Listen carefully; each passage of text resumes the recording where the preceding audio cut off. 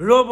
ভিডিঅ'টো আৰম্ভণি হোৱাৰ আগতে মই কৈ দিব বিচাৰিছোঁ মই কোনো বিতৰ্কৰ সৃষ্টি কৰিবলৈ বিচৰা নাই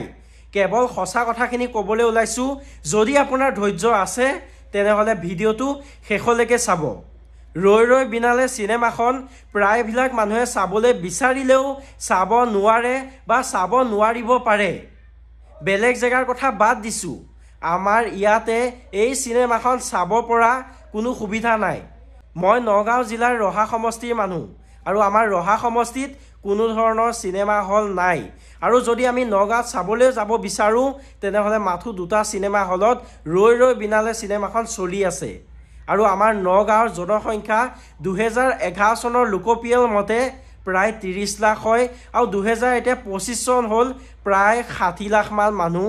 আমাৰ নগাঁও জিলাত আছে আৰু নগাঁৱত মাথো দুটা চিনেমা হলত ৰৈ ৰৈ বিনালে চলি আছে আৰু সকলোৱে টিকেট পোৱাটো সম্ভৱ নহয় আৰু যদি আমি মৰিগাঁও জিলাৰ কথা ক'বলৈ যাওঁ তাত মাথো এটা চিনেমা হল আছে আৰু তাতে ৰৈ ৰৈ বিনালে চলি আছে 2011 চনৰ লোকপিয়ল মতে মৰিগাঁও জিলা মানুহ প্ৰায় 10 লাখ আৰু এতিয়াতো 30 লাখ মান হ'ল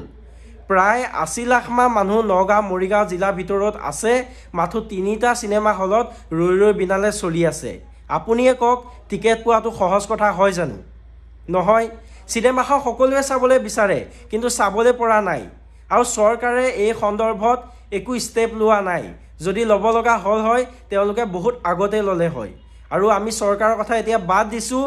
এটাই অনুৰোধ থাকিল যাতে এই চিনেমাখন সকলোৱে চাবলৈ বিচাৰে সেইভাবে এই চিনেমাখন অনিৰ্দিষ্ট কাললৈকে চলি থাকক যাতে অসমৰ সকলো মানুহে এই চিনেমাখন উপভোগ কৰিব পাৰে বৰ্তমান মই চাবলৈ যাব পৰা নাই আমাৰ ইয়াত সব বুকিং হৈ আছে বাকি কাইলে নহয় পহিলে আমি চাবলৈ যামেই সেইভাবে এই চিনেমাখন লাগি থাকক জুবিনদাৰ শেষ চিনেমা হয় এখন চিনেমা নহয় আবেগ হয় সকলোৱে চাবলৈ বিচাৰে খালি চাবলৈ ব্যৱস্থা নাই